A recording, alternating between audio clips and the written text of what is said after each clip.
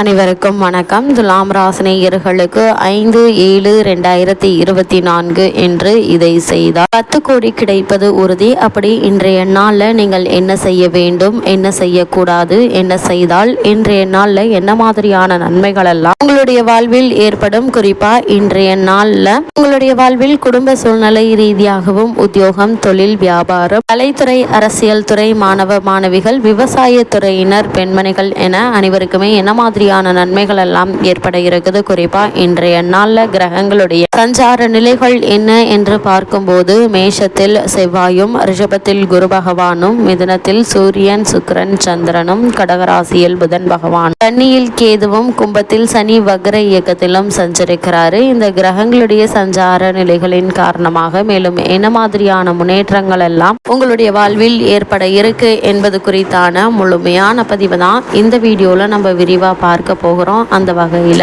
துலாம் ராசியை சேர்ந்த சித்திரை 3ஆம் பாதம் முதல் சுவாதி விசாகம் 3ஆம் பாதம் வரை உள்ள நட்சத்திரக்காரர்களுக்கு 5/7/2024 இன்று புண்ணியம் தரும் அமாவாசை தினமாக வழிபடப்படுதுங்க. அதாவது இந்த பூமியில் உள்ள உயிர்களிலேயே உயர்ந்த பிறவியாக கருதப்படுவது மனித பிறவிங்க. மனித வாழ்வில் ஏற்படும் அனைத்து நிகழ்வுகளும் 9ஆம் பாவம் எனும் பாக்கியஸ்தானத்தில் தீர்மானம் செய்யப்படுதுங்க. அந்த ஸ்தானம் வலிமை பெற்றவர்கள், சாதிக்க பிறந்தவர்கள், பாக்கியஸ்தானத்தை வலுப்படுத்த பிரபஞ்சம் வழங்கிய மாபெரும் கொடைகள் இரண்டுங்க. ஒன்று பித்ருக்கள் பூஜை, மற்றொன்று குலதெய்வ வழிபாடு. பித்ருக்கள் என்பது நம் குடும்பத்தில் வாழ்ந்து மறைந்த முன்னோர்கள். அவர்கள் தங்களது சந்ததியினர் பாக்கிய பலம் பெற, வாழ்வில் முன்னேற, தடைகள் அகல, பல தோஷங்கள் நிவர்த்தியாக வருடத்தில் சில குறிப்பிட்ட தினங்களுக்கு பூலோகம் வந்து ஆசி வழங்குவதாக ஐதீகம். அதில் அமாவாசை நாள் மிகவும் சக்தி பொருந்திய ஒரு நாளா அமைஞ்சிருக்குதுங்க. மாதிர்காரகனாகிய சந்திரனும் பிதுர்காரனாகிய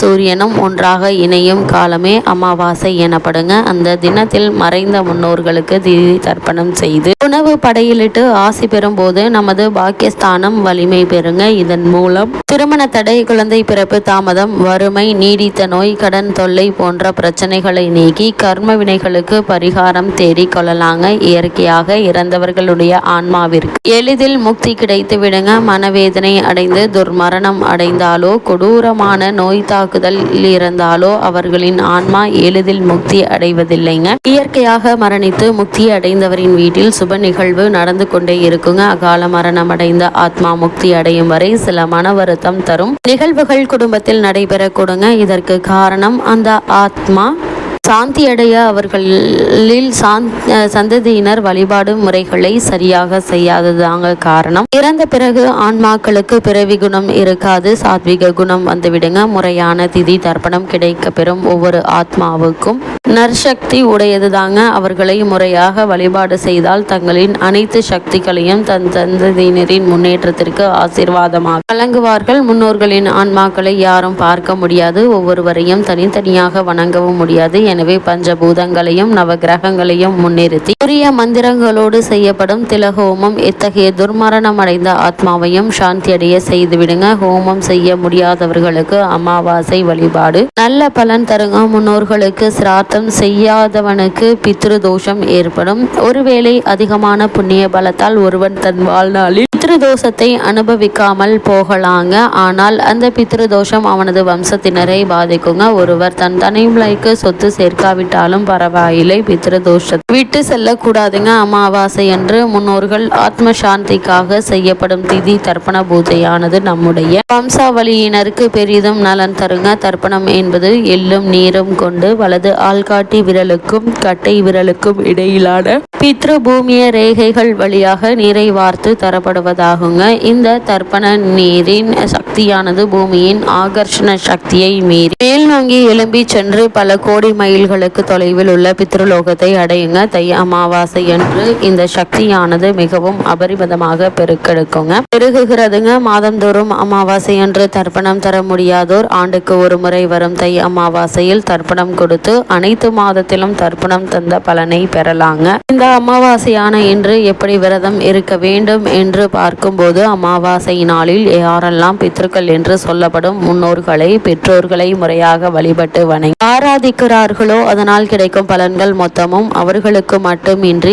அவர்களின் பிள்ளைகளுக்கும் போய் சேரும் என்று தர்மசாஸ்திரம் நமக்கு அறிவுறுத்துக்குதுங்க. அமாவாசை நாள் பெற்றோர்கள் இல்லாத கணவன் விரதம் இருக்கலாங்க. அதே சமயம் கணவன் விரதம் இருக்கிறாரே, சாப்பிடாமல் இருக்கிறாரே என்று மனைவியும் விரதம் இருக்கக்கூடாது. கணவன் இருக்கும்போது அவர்களை சுமங்கலிகள் என்று சொல்வார்கள். சுமங்கலிகள் ஒருபோதும் அமாவாசை நாளில் விரதம் இருக்கக்கூடாது. ஆகவே மனைவியானவள் விரதம் இருக்காமல் சாப்பிட வேண்டுங்க. இன்னொரு விஷயம், அமாவாசை விரத நாளில் விரதை படையலாக மாமனார் மாமியாருக்கு சமைக்கும் உணவை வெறும் வயிற்றுடன் சமைக்க கூடாது என்றும் காலை உணவை எடுத்துக்கொண்ட பின்னர் தான் சமைக்க வேண்டும் என்று அறிவுறுத்தப்படுதுங்க. அதே போல இன்றைய நாள்ல அன்னதானம் கொடுப்பது மிகவும் சிறப்புங்க. அமாவாசை நாளில் காலையில் தர்ப்பணம் செய்ய வேண்டும். காலை உணவு எடுத்துக்கொள்ளாமல் இருக்க வேண்டும். பின்னர் நம் முன்னோர்களுக்கு பிடித்தமான உணவை இலையில் வைத்து அவர்களின் படங்களுக்கு பூக்களிட்டு குடும்பத்துடன் வணங்க வேண்டுங்க. பின்னர் காகத்திற்கு சமைத்த உணவு அனைத்திலிருந்தும் கொஞ்சம் எடுத்து வழங்க வேண்டுங்க. அதன் பின்னர் இலையில் உணவு சாப்பிட வேண்டுங்க. முக்கியமாக முன்னோரை நினைத்து 4 பேருக்காவது உணவு வழங்க வேண்டுங்க. இது இருப்பதிலேயே மிகவும் புண்ணியம் வாய்ந்த ஒரு விரதமாக அமையுதுங்க. அந்த வகையில் துலாம் ராசினியர்களுக்கு மேலும் என்ன மாதிரியான நன்மைகள் எல்லாம் ஏற்பட இருக்கு இன்றைய நாளில் என்று பார்க்கும்போது, உங்களுடைய ராசிநாதனான சுக்கிரன் உங்களுடைய ராசிக்கு பாக்கியஸ்தானத்தில் அமர்ப்பதும், ராசிக்கு 2க்குரிய செவ்வாய் 7ல் ஆட்சி பெற்று ராசியை பார்வையிடுவதும் சிறப்புங்க. 6ஆம் இடத்தில் வலிமையுடன் ராகு அமர்ந்திருப்பது நினைத்த காரியங்களை ஜெயிக்க வைக்குங்க. எதிர்பாராத பணவரவிற்கு இன்றைய நாள்ல வாய்ப்புகள் அதிகம் இருக்குதுங்க. அது மட்டும் இல்லாம உங்களுக்கு இந்த தருணங்கள்ல சுக்கிரன் பலமாக இருப்பதால கலைத்துறையில் உள்ளவர்கள் ஆடம்ப பொருள் விற்பனை செய்வீங்க. நல்ல வாய்ப்பினையும் லாபத்தையும் பெறக்கூடிய ஒரு தருணமா இக்காலகட்டம் அமைஞ்சிருக்குதுங்க. குரு உங்களுடைய தனராசியை பார்ப்பதால் பொருளாதார பிரச்சனைகள் ஏற்படுவதற்கான வாய்ப்புகள் இல்லைங்க. ஏதோ ஒரு விதத்தில் பணம் வந்து உங்களுடைய தேவையை நிறைவேற்றக்கூடிய ஒரு தருணமா இக்காலகட்டம் அமைஞ்சிருக்குதுங்க. துலாம் ராசினியர்களை பொறுத்த வரைக்கும் இந்த 5/7/2024 இன்று என்ன மாதிரியான விஷயங்கள்ல நீங்கள் கவனமாக இருக்க வேண்டும் என்று பார்க்கும்போது, அஷ்டமத்து குரு என்பதால் இதிலும் எச்சரிக்கையோடு இருப்பது மிக மிக நல்லதுங்க. அதிகமான பணவரவு இருந்தால் செலவு அதிகமாக இருக்குங்க. குழந்தைகளுடைய உடல் நலன் சம்பந்தமாக கவனம் இருக்க வேண்டுங்க. பொருட்களை பாதுகாப்பாக வைத்திருங்க. சிலருக்கு இடமாற்றம், வீடு மாற்றம் கூட உண்டுங்க. அலுவலகத்தில் கடுமையான பிரச்சனைகளை சந்திக்க நேரிடலாங்க. மேலதிகாரிகளோடு விட்டு கொடுத்து அனுசரித்து நடந்து கொள்வது மிக மிக நல்லதுங்க. அதே போல உத்தியோக காரணமாகவோ மற்ற காரணங்களுக்காகவோ குடும்பத்தை விட்டு பிரிந்திருந்தவர்கள் ஒன்று சேரக்கூடிய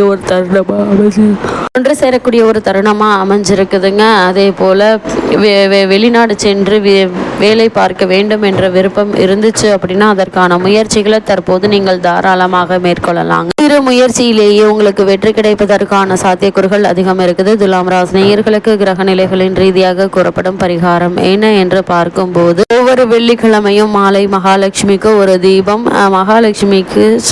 மகாலட்சுமிக்குரிய சோஸ்திரங்களை பாடுங்க. எண்ணற்ற நன்மைகள் உங்களுடைய வாழ்வில் ஏற்படும்.